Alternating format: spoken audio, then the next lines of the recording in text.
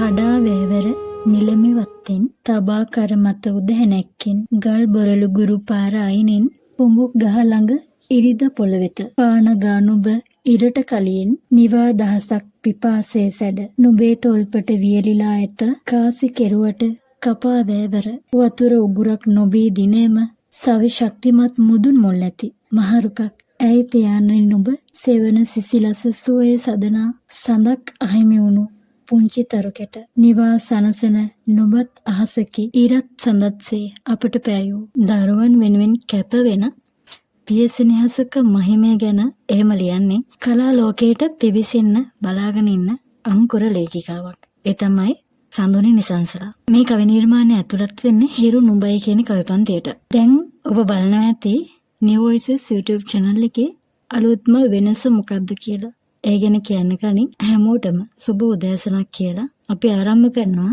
අද වැඩසටහන. New Voices YouTube නාලිකාවත් එක්ක දිගටම සම්බන්ධ වෙලා ඉන්න සියලුම ශ්‍රාවක ප්‍රේක්ෂක පිරිස දන්නවා අද දවසේ තියෙන විශේෂත්වය මොකක්ද කියලා. ඒ තමයි විශ්ව පියවරුන්ගේ දිනය. ඉතින් අද අපි තීරණය කළා New Voices තුලින් ඒ ආදරණීය පියවරුන්ට උපහාර පොදන වැඩසටහනක් ඔබ වෙනුවෙන් ගෙන එන්නට. ඉතින් අද ඔබ සමග කතා කරන්නේ මම තනියම නෙමෙයි. තවත් විශේෂ ආරාධිත අමුත්තියක් අපිත් එක්ක ඉන්නවා. ඇය හඬ කැවීම් ශිල්පිනියක් වගේම ඉතා දක්ෂ ලේඛිකාවක්. ඒ වගේම සෑම අතින්ම පෝෂිත වුණු දක්ෂ කලාකාරිනියක්. ඇය නමින් අරුණි නිසංසලා. ආයුබෝවන් කියලා ඔබ පිළිගන්නවා අරුණි. ආයුබෝවන් සෙව්වන්දි. ඔබ කිව්වා වගේ අද ලෝක පියවරුන්ගේ දිනය. අම්මගේ කිරට දෙවන්නේ නැති තාත්තගේ දහදිය බින්දු නුවණැස මගේ පාදන්න කැප කරා ඔහුගේ මුළු ජීවිතයම. දිවි ගමනේ නිවැරදි මාවත කරා මාද ඔබද ඔසවා තබන්න ආදරණීය නිහඬ චරිතය තමා තාත්තා කියන්නේ. ඔව්. අරුණි අපි වඩාත්ම ලෙන්ගතු සහ අපි වඩාත්ම ප්‍රිය කරන ආදරය කරන චරිත දෙකක් තමයි අම්මා සහ තාත්තා කියන්නේ. නමුත් මේ දෙමව්පියන් දෙපළ වෙනුවෙන් නාමිකව දිනයක් නියම කරලා තියෙනවා. ජීවිතේ නිර්මාණය කරන, ලෝකයේ නිර්මාණය කරන මේ වගේ පියවරු මව්වරු වෙනුවෙන් දිනයක් නිර්මාණය කිරීම කොයිතරම් සාධාරණද? ඇයි අපිට බැරි හැම දවසකම තමන්ගේ ගතවන ජීවිතයේ එක හෝ තත්පරයකට තමන්ගේ දෙමව්පියෝ වෙනුවෙන් කැප කරන්න. ඔබගේ අදහස මේ සම්බන්ධව කැමතියි මම දැනගන්න. මේක අහන බලන අපේ ප්‍රෝග්‍රෑම් එකත් එක්ක සම්බන්ධ වෙලා ඉන්න හැමෝටම තමන් නිර්මාණය වෙන්න මූලික සිද්ධාන්තය තමයි මව සහ පියා කියන්නේ. එතකොට සෙව්වන්දී ඔබ අද උතන ඉන්නත් මං අත මෙතන ඉන්නත් ප්‍රධානම සාධකය ඒත් අපේ ආදරණීය දෙමාපියන්. ඔවුන් අපට ලබා දුන්න ආభాෂය, ඔවුන් අපට කියා දුන් ගුරු හරුකම්, ඒ දේවල් එක්ක තමයි අපි හැමෝම සමාජගත වෙලා යම්කිසි තැනක අද ඉන්නවා නම් ඒ මට්ටමට ඇවිත් ඒ තැන ඉන්නේ. ඉතින් අද ලෝක පියවරුන්ගේ දිනය. ලෝක පියවරුන්ගේ දිනයට ඇයි එක් දිනයක් විතරක් විශේෂ කරලා මෙහෙම වෙන් කරන්නේ කියන දේත් එක හේතුවක්. මොකද අද සමාජයේ ගොඩක් අය කාර්යබහුලයි. ඔබ ඇතුළුව මාද මේ කහන බලන හැමෝමද එහෙමයි. අපිට හරි අමාරු ටයිම් එකක් වෙන් කරගන්න. ඒත් මතක තියාගන්න ඔබේ පියා වෙනුවෙන්, ඔබේ මව වෙනුවෙන් කාලය වෙන් කරනවා කියන එක ඇත්තටම කළ යුතු දෙයක්. ගොඩක් අද සමාජය ගත්තාම ඇත්තටම මෙහෙම ලොකුට කාලයක් සමහර අය කරනවා. ඉතින් සමහර අය වෙන් කිරීමක් සිද්ධ කරන්නේ නැහැ. ඒත් පියාට එක දවසක් නෙවෙයි, මවට එක දවසක් නෙවෙයි. අපි මේ සම්මත කරලා දින යොදාගෙන තිබුණට මේ රටාවත් එක්ක එහෙම දින යොදාගෙන තිබ්බට සෙව්වන්දී ඇත්තට මම විශ්වාස කරන්නේ මම නෙවෙයි දැන් අපි හැමෝම විශ්වාස කරන දෙයක් තමයි කාලය කියන දේ. එතකොට අපිට කාලය සතුටින් විනෝදයෙන් ගෙවන්න පුළුවන් වෙන්නේ අපි අපේ හිත සතුටු කරගන්නවා වගේම අපේ මේ තාක් දුරට ගෙනාපු අපි මේ දාත් දුරට හදා වඩාගත්ත අපේ ආදරණීය දෙමාපියන්ට අපි යම්කිසි ප්‍රමාණයකින් දෙයක් කරනවා නම් ඒක යුතුයකමක් හැටියට දකින්න නැතුව තමන් කළ යුතු දෙයක් හැටියට දකිනවා නම් හොඳයි. ඒ කියන්නේ ගොඩක් අය කියන්නේ යුතුයකම් වගකීම් අද සමාජය තුළ ඊට ගන්න ඕනේ යුතුයකම් වගකීමක් තමයි. ඒ වුණාට තමන් විහිං ඒක අනිවාර්යෙන් කළ යුතු අංගයක් විදිහට ජීවිතය හැඩගස්වා ගත්තා නම් කවදාවත් අපිට මෙහෙම එක දිනයක් වෙන් කරලා ඒ දිනේදී විතරක් එයාලට සලකන්න ඕන කියන දේ ඇත්තටම මිනිස්සු අතරින් මැගෑරලා යයි. ඒගොල්ලෝ හැමදාම ආදරෙන් ඒ දේ සිද්ධ කරනවා නම් කියලා මං හිතනවා සෙව්වන්දි. ඔව් අරුණේ මේ ජනප්‍රවාදයෙන් අපි නිතර අහන දෙයක් තමයි අපිට නිතර අහන ලැබෙන දෙයක් තමයි පියවරුන්ට ලෙන්ගතෝ වැඩිපුරම දියණිවරු කියන එක. මේ මොකද්ද මේ කතාව? මේ කතාවේ සත්‍යතාවයක් තියනවාද? ඇයි දියණිවරු විතරක් පියවරුන්ට ලිංගතෝ? එතකොට පුතේකට දැනෙන්නේ නැද්ද පිය සෙනෙහසක මහිම සහ පියාගේ ආදරය දැනෙන්නේ නැද්ද මේ පුතාලට? ඔව් සෙව්වන්දි. ඔයා මම අපි හැමෝම අහලා තියෙනවා දුවෙක්ගේ ප්‍රථම ප්‍රේමය තාත්තා කියලා. ඒ වගේම පුතෙකුගේ එකම වීරයක් තාත්තා විතරයි. ඒ කොහොම වුණත් අද වෙනකොට පියෙක් සම්මත වෙලා තියෙන්නේ එක දිනයකට විතරයි. ගොඩක් අයට ඔබ කිව්වා වගේ පියා මතක් වෙන්නේ ඔය පියවරුන්ගේ දිනයට විතරයි. අද සමාජය ගැන කියන්න දුකයි. ඇත්තටම ඒ දවසටවත් තමන්ගේ පියාව මතක් වෙන්නේ නැති දරුවෝ මේ ලෝකේ ඉන්නවා. ඒත් දුවෙක්ට මේ ලෝකේ හම්බ වෙන පළමු වගේම අවසාන ප්‍රේමයක් පියා තමා. ඒ නිසාම තමා ඒ දුව කවදා හරි දවසක තමන් විවාහ කරගන්න යන කෙනත් පියා වගේ වෙන්න ඕන පියා වගේමයි කියලා හොයලා බලන්නේ. ඉතින් ඕකත් දුවෙක්ගේ විශේෂ කාරණයක්. ඉතින් අපිට පුතා අමතක නොකර බැහැනේ. පුතා කියන්නේද ඒකම කොටසක්. මොකද පුතා හැඩගැහෙන්නේ පියාගේ ජීවන උරහිස. පියාගේ පෞල් දුවනිකාවේ යට ඉඳගෙන. ඉතින් පුතාගේ එකම වීරයා පියා වෙන්නේ අන්න ඔය හේතු නිසා. මොකද දුව වගේම පුතත් ජීවිතේ දකින එකම වීරයා ඔවුන් හැදේ වැඩෙන නිවස තුර සිටින පියයි. ඉතින් පියා කියන්නේ ඔබත් මමත් අපි හැමෝටම ජීවේ ලබා දුන් තවත් එක් අපූර්ව නිර්මාණ ජීවියෙක්. අරුණි ඔබගේ වචන ඇතුලේ මං හරි කැමති දෙයක් තියෙනවා. දියණිවරුන්ගේ ප්‍රථම ප්‍රේමය තමන්ගේ තාත්තා කියන එක. අද සමාජය වෙනකොට ගොඩක් අය අදහන්නේ ගොඩක් අය ගෞරවයට ලක් කරන්නේ අගයන්නේ අම්මා කියන චරිතය විතරයි. මම කියන්නේ නැහැ ඒක වැරදි කියලා. ඒක අනිවාර්යෙන්ම වෙන්න ඕන දෙයක්. මොකද අපිව මේ තලයට මේ භූමියට ලෝකයට දායාද වෙන්නේ අම්මා නිසා. හැබැයි ඒ හා සමානව ඊට නොදෙවෙනි කර්තව්‍යයක් සිද්ධ වෙනවා පියවරුන්ගෙන්. ඇයි සමාජය මේ ගැන කතා කරන්නේ නැත්තේ? අර පියවරුන්ගේ සෙනෙහස ලොකුවට ලෝකෙට පේන්නේ නැති නිසාද? අර කතාවට කියනවනේ තාත්තගේ ආදරේ හරියට කොන්දස්සරගේ රුපියල වගේ කියලා. ඉතින් මෙතනදී බලපාන්නේ මේ කාරණාවද? ඔව් සෙව්වන්දි අපි කතා කරොත් සාමාන්‍යයෙන් අද සමාජයේ ගත්තොත් අපි මුලින්ම පවුල ගැන කතා කරොත් පවුලෙත් එහෙමනේ. ඒ කියන්නේ පියා ලොකුවට දරුවන්ට එහෙම ආදරයක් පෙන්වන්නේ නැහැ. හැංගිච්ච චරිතයක්. එතකොට ඒ දේ මව තමා දරුවන්ට ලබා දෙන්නේ. එතකොට ඒක දරුවෝ ලොකුවට දකින්නේ නැහැ. ඒ වගේ දෙයක් නිසා වෙන්නත් පුළුවන් එහෙම දෙයක් අද වෙනකොට ඇති වෙලා තියෙන්නේ. එහෙම නැත්තම් එක එක්කෙනා දැන් අපි මෙහෙම කතා කරාට සෙව්වන්දි එක එක්කෙනාගේ පෞල් පසුබිම් ඒගොල්ලෝ ජීවත් වෙන ආකාරය විවිධාකාරයි. එතකොට මේක අහන ඕන කෙනෙක්ට අහන සමහර අයට අම්මා ඉන්න පුළුවන්. තාත්තා නැති වෙන්න පුළුවන්. සමහර අයට අම්මයි තාත්තයි දෙන්නම නැති වෙන්න පුළුවන්. සමහර අයට තාත්තා ඉඳලා අම්මා නැති වෙන්න පුළුවන්. එතකොට මේ දරුවෝ හැදෙන්නේ ආච්චි අත්තම්මා ළඟ වෙන්න පුළුවන්. ඒ වගේ විවිධ සමාජයේ විවිධ මිනිස්සු කොටස් ඉන්නවා. එතකොට අපිට කියන්න බෑ සමහර අයට ඒ අතරේ දැනෙන්නේ නැහැ කියලා. එහෙම දැනিলা හොඳට ජීවත් වෙලා සමාජගත වෙලා පියවරුන්ට මව්වරුන්ට සලකන ආදරණීය දරුවොත් සෙව්වන්දි මේ සමාජය තුළ ඉන්නවා. ඔය දෙවර්ගයම අපිට තීරණය කරන්න හරි අමාරුයි. ඒක කොහොම වුණත් ඔබ කිව්වා වගේ අද සමාජය ගත්තාම මව්ගේ සෙනෙහසට සලකන ප්‍රමාණය වැඩි. පිය සෙනෙහසට සලකන ප්‍රමාණය අඩුයි. ඒක අපිට පියවරුන්ගේ දිනේ දවසේ වුණත් විශේෂයෙන් ඉස්මතු වෙලා පේන කාරණයක්. ඉතින් ඒක අපි යම් කිසි ප්‍රමාණයක් සමාජයෙන් වෙනස් කරන්න ඕන.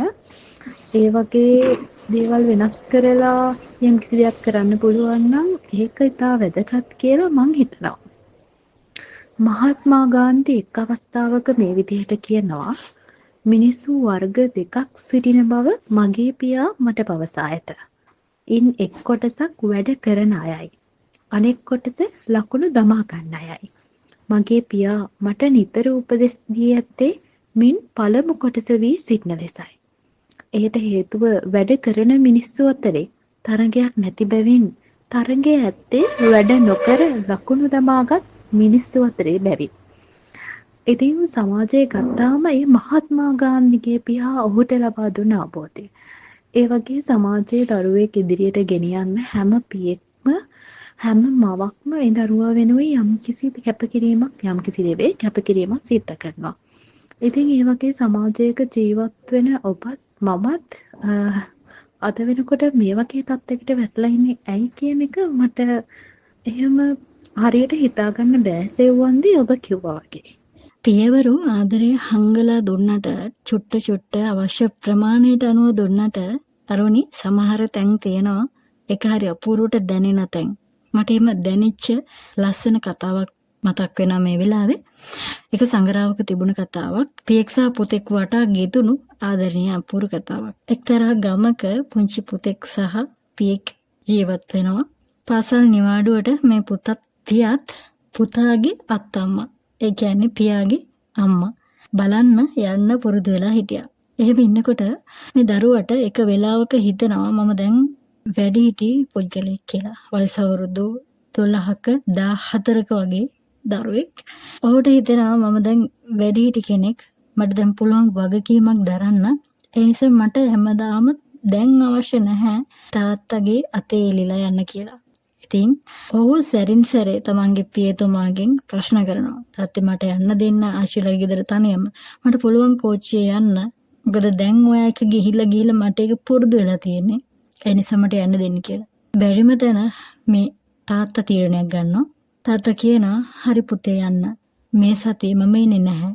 ඔයා තනියම ආච්චිලා ගෙදර යන්න කියලා. ඒ වචන ටික ඇහුනහම පුතා පුදුම විදියට සතුට වෙනවා. මොකද Tamanට තනියම ගමනක් යන්න ලැබෙන පළවෙනිම අවස්ථාව. ඉතින් ඔහු සතුටින් යන්න පිටත් වෙනවා. දුම්රිය පොළට ඇවිල්ලා කෝච්චියට නැගලා බලාගෙන ඉන්නවා ආච්චිලාගේ ගෙදර යන්න. ඒ වෙලාවේ තාත්තා ජනේලෙ ළඟට ඇවිත් කියන පුතේ පරිස්සමෙන් යන්න. අද ඔයා යන්නේ තනියම කල්පනාවෙන් යන්න. මේ වගේ විවිධ අවවාද ගොඩක් පුතා වෙනුවෙන් දෙනවා. අම්මලා තාත්තලා එහෙමයි. අපිට වුණත් සැරින් සැරේ නිරන්තරේ ඒ වගේ අවවාද කරනවා. ඉතින් මේ දරුවට ඒක හරි කරදරයක් කරා. මොකද යන්න අවසර දුන්න දවසේ ඉඳන් මේ වචන ටික කියනවා. මේක අහලා දැන් ඇති වෙලා තියෙන්නේ කියලා හිතෙන තැනට ඔහුපත් වෙනවා. අන්තිමට තාත්තා පුංචි කොළ කෑල්ලක් දෙනවා පුතාගේ අතට. දීලා කියන අවශ්‍ය වුණොත් මේ කොළ කෑල්ල අතර ගන්න කියලා. අර කරදරෙන් ඉන්න දරුවා මේ තාත්තගේ වචන ගණන් ගන්නේ නැතුව කොළ කෑල්ල අරන් සාක්කුවට දා ගන්නවා.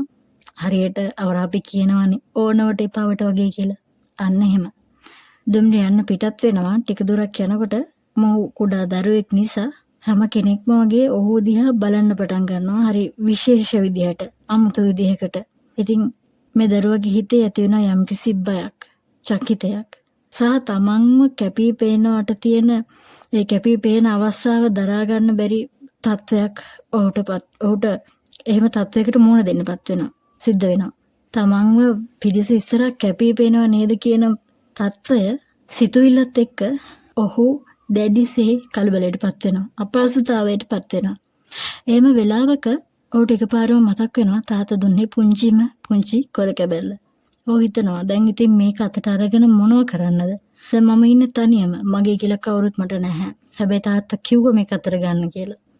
අරන් බලනවා. දිගැල්ල බැලුවාම මෙන්න මෙහෙම දෙයක් තමයි ඒක තිබුණේ. පුතේ යන්න අපහසුයි වගේ නම් ළඟ නතර කරන ස්ටේෂන් එකකින් බැහැලා අනිත් පෙට්ටියට එන්න. මම මේක ඉන්නවා. අනේමයි පියවරු දරුවන්ට ආදරය දෙන්නේ. දරුවෝ වෙනුවෙන් අසීමාන්තික කැපකිරීම කරන්නේ. අනේක දුක් විඳලා දරුවෙක් මේ ලෝකෙට බිහි කරන්න ගොඩක් කාන්තාවුන්ට බැරි නැහැ.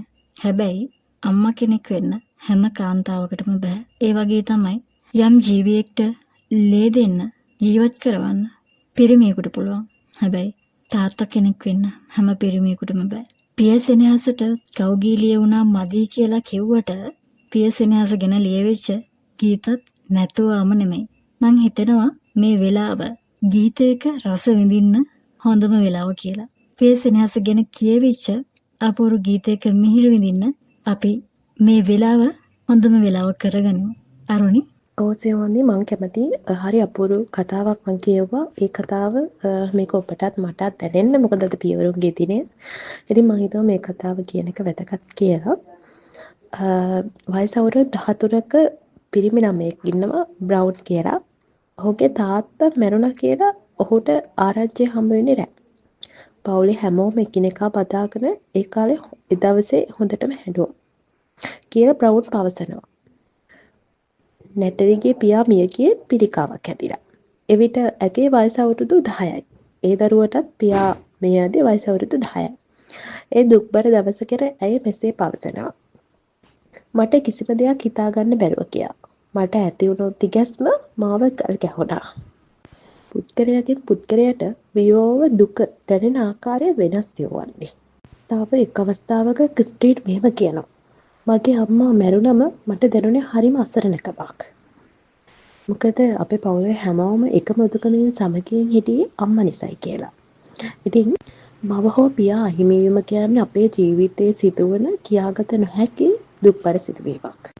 ඒ හේතුන් නිසාම අපිට අනාගතයේ මුහුණ දීමට සිදුවෙන්නේ අපි නොසිතූ ආකාරයට. අපි හැමෝම බලාපොරොත්තු වෙන්නේ අපේ විභාග සමත් වීමේ දින, මංගල දින වැනි දේවල් ආදරණීය මව හෝ පියා එක්ක ආදරෙන් සමරන්න. ඒත් අපි බලාපොරොත්තු වෙන්නේ නැති වෙලාවක මේ වගේ දෙයක් වුණාම අපි හැමෝටම මේ දේ දරා ගන්න අමාරුයි. ඉතින් මේක අහන ප්‍රේක්ෂක ඔබටත් ඒ අවස්ථාවලට ඔබ ඒ විදිහට මුහුණ දීලා ඇති. මුහුණ දීලා නැති අයත් ඇති. ඒ කොහොම වුණත් අපිට ජීවිතයේ ඇතිවන කලකිරීම, කෝපවීම, එවන් වේදනාවන් අපි කොහොමද මුහුණ දෙන්නේ? කොහොමද මේ ජීවිතය හදාගන්නේ කියන එක. ජීවිතේ හුරු කරගන්න කියන්නේ පුරුදු වෙන්න ඕන.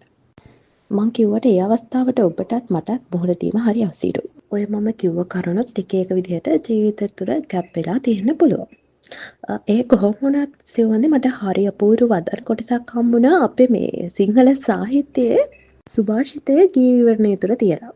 ඒකේ කියනවා පැරණි ගම සමාජයේ සක්‍රිය රඳා පැවතුනේ ප්‍රාථමිකයේ කියවන අපේ පවුල තුළයි.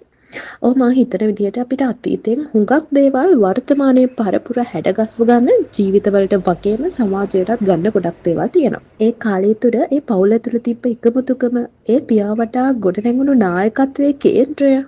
ඒ හේතුන් නිසාම ඇතම් ජනකවීන් පියා ශක්තිමත් කිතුල් ගහකට උපමා කළා. තමා අවට ඇති පරිසරයට ඔවුන් සාධාරණ විදිහට මේ ආකාරයේ විවිධ දේවල් යොදාගෙන තමන්ගේ පවුල් ඒකකේ වර්ණනා කරන්න යොදා ගන්න ලැබුවා.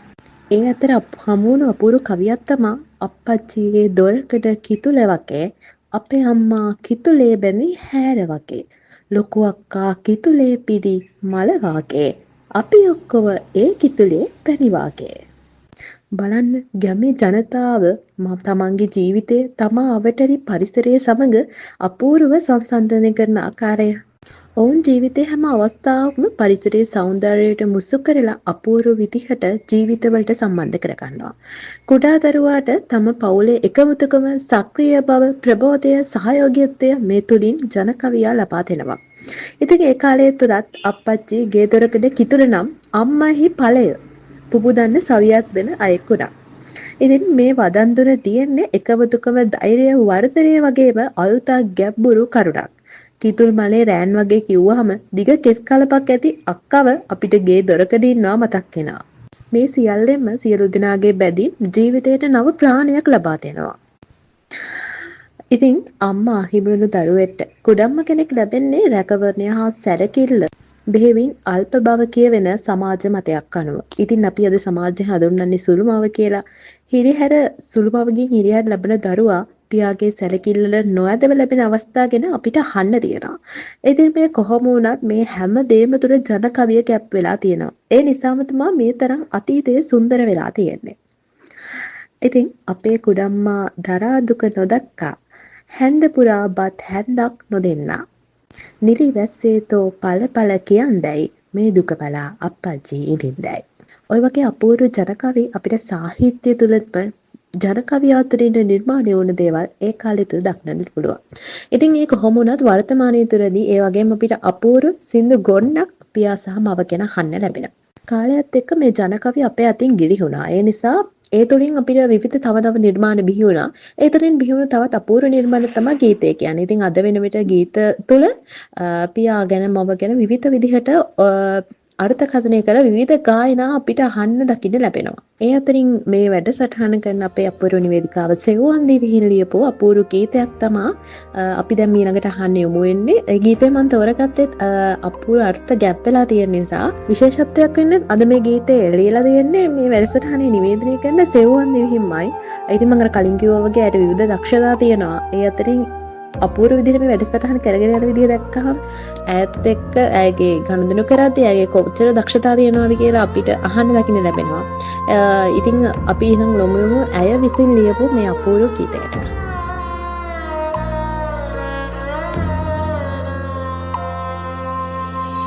විකසිත හසරෙල් පෙරවට ලෝකෙට දුරු සෙවණක් මත දැවටිච්චි දුම්නස්සන හා කඳුළු පිසින්නට මාසලින් නෑ අපපත්චි විකසිත හසරෙල් පෙරවට ලෝකෙට දුරු සෙවණක් මත දැවටිච්චි දුම්නස්සන හා කඳුළු පිසින්නට මාසලින් නෑ අපපත්චි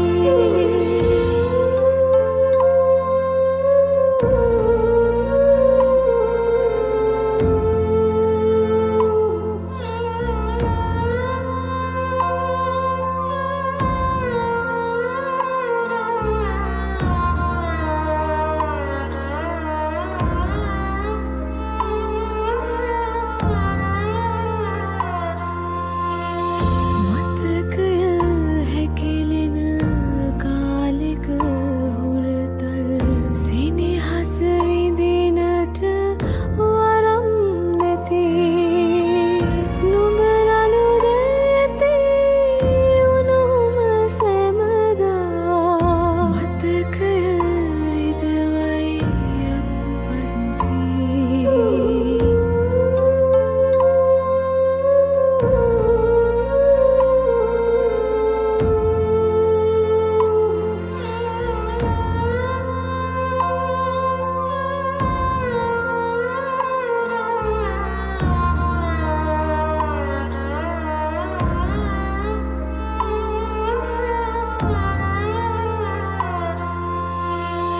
ලෝකය දිනන්න තතුමට කියන්න නුඹ ළඟ නැතිමුත් අපපත්චි සුසුමන් හිර කර සිනහව නුඹමයි නුඹ මා එක්කයි අපපත්චි ලෝකය දිනන්න ඇතින් කියන්න හැම බයම මගේ අපපත්චි හැම බයම මගේ අපපත්චි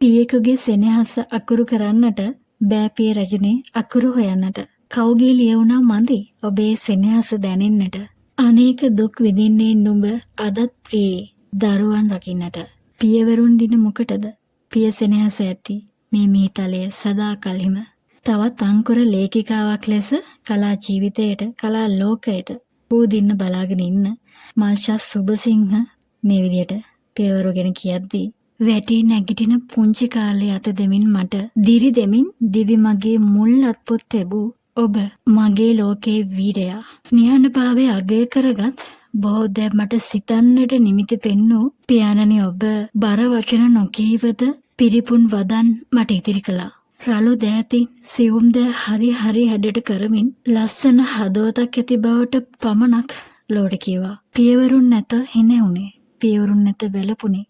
නමුදුයි හද හැමදාම දරු සෙනෙහසින් හිනහුණා. කඳුළු සැලුවා. සෑමදේ උපේකා ගුණයෙන් දරාගෙන උන්නා. වනස්පතියෙකු ලෙසින් මහමෙර ලෙසින් පන්දිමි ඔබපා කමල් මානිතින් පුරවා පිය සෙනෙහසේ කුසුමන් තොටින්. මෙහෙම කියන්නේ ශ්‍රී ලංකාවේ ප්‍රථම දෘශ්‍යාබාධිත කෙටි කතා ලේඛිකාව අපි කවුරුත් දන්න සත්‍යා නිර්මාණී මහත්මිය. ගෙදරට රටට ගමට කවුරු වුණත් මොන චණ්ඩිකම කරත් කොයි විදියක කෙනෙක් වුණත් දරුවෙකුගේ ලෝකේ නොමියන වීරයා තමයි තාත්තා. අරුණි ඔබත් මමත් මේ ලෝකෙ ජීවත් වෙන සෑම ජීවියෙක්ම නිර්මාණය වෙන්න මවට නොදෙවනි සහාය වෙන්නේ තාත්තා. ඒ ධෛර්යවන්ත පුද්ගලයා ගැන ඔබේ සිතැඟි හැඟීම මොන වගේ දෙයක්ද? මොන වගේ අදහසක්ද? ලෝකේ තනිය ඇත්තේ මවගේ කිරිවලින් සහ හිරුගේ රැස්වලින්. මාස්සිම් ගෝර්කි එහෙම කියනවා. පුංචි අපේ උපතේ සිට හැමදාම නොඅඩුව භුක්ති විඳින්නේ අපමණ වූ අම්මාගේ සෙනෙහස සහ පියාගේ ආදරයයි. ඉතින් මේ ගැන ලියවුණු කවි ගී පොත් කතන්දර අප්‍රමාණයි අනන්තයි. එහෙත් මව්පිය සෙනෙහස කියා නිම කළ නොහැකි. මවක දරුවාට ඇති අති ආදරණය නිසාම ඇය කීලේ කිරට හරවනවා. ඉතින් දරුවා පෝෂණය කරන්නේ පියාය. මිනිස් ලෝකයේ පමණක් නොව තිරිසන් ලෝකයටද මෙය පොදු කාරණයකි. මව දසමාසයක් කුස දරාගෙන දරුවා බිහිවන්නට වෙහෙස වන විට පියා ඇයව පෝෂණය කිරීමට දරන්නේ අප්‍රමාණ දුක් අන්දකි. මේ සෙනෙහසට ඇයගේ මේ සෙනෙහස නිසාම හිරුටත් පෙර පිපිති බොහෝ මහන්සි වී පුංචි අපට ආහාර පිස දෙන්නේ ඇගේ සෙනෙහස නිසාය. ඉතින් ඊට දෙවැනි නොවන පියා හිරුටත් කලින් අවදි වී වැඩට යන්නේ දරුවන්ගේ ජීවනයේ පෝෂණය උරමත ලබාගෙනය. මෙසේ පසු නොබසිනා මෙවැනි සෙනෙහසක් අපට පිදූ අම්මේ තාත්තේ අපි දීර්ඝායු පතමු.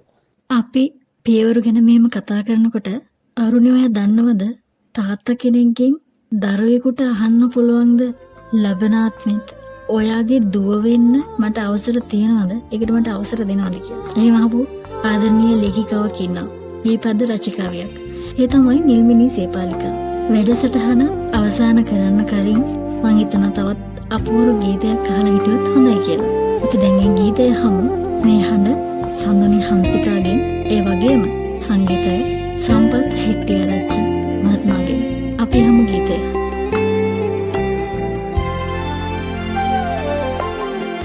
වෙහෙස වී නුඹ දිවරැයිති විඳින කඳුලැලි මට දැනේ. ගෙවන්නම් ණය දහදියේ රත්තරන්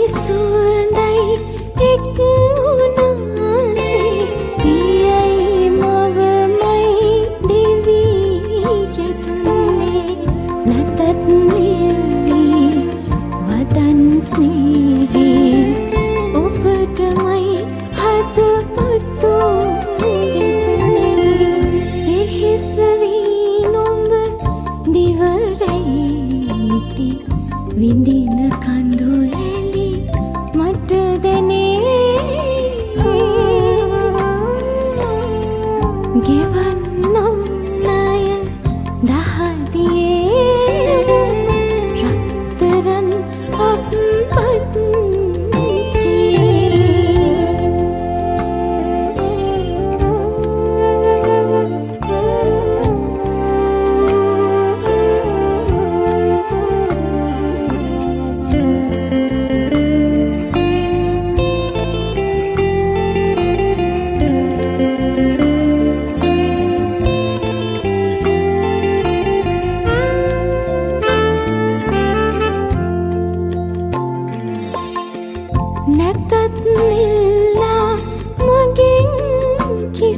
සඳහා ඉටු කරන්නම් නුඹට සඳහා පතන්නද මතු භවෙත් නොබමා කියන් අයිතිද මලා ඉන්නවා වෙහෙස වී නුඹ දිවරයිති විඳින කඳුලැලි මට දැනේ ගෙවන්නම් ණය දහදියේ රත්තරන් අප්පච්චියේ රත්තරන් අප්පච්චියේ රත්තරන්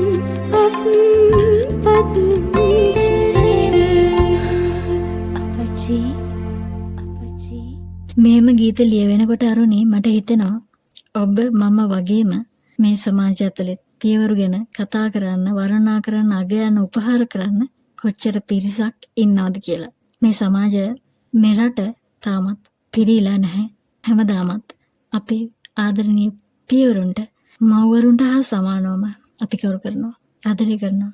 ඉතින් අද දවස පියවරුන්ට උපහාරයක් වෙන දවසක්, උපහාරයක් වෙන වැඩසටහනක් වේවා කියලා අපි මේ වැඩසටහන අවසන් කරනවා. බොහොම ස්තුතියි අපිත් එක්ක එකතු වුණ ආදරණීය ලේඛිකා, හඬ කැවීම් ශිල්පිනිය වගේම අපේ මිතුරිය අරුණි නිසංසලා සහෝදරීට. අද මාව මේ වැඩසටහනට එකතු කරගත්ත ආදරණීය සෙව්වන්දි ඔබට බෙහෙවින් ස්තුතියි. ඉතින් මට ඔබ ගැනත් යම්කිසි දෙයක් මතක් කරන්න ඕන. ඔබ කියන්නේ ඉතාමත් දක්ෂ, කඩිසරශීලී කාන්තාවක්. ගැහණියක් කිව්වොත් මං හරි.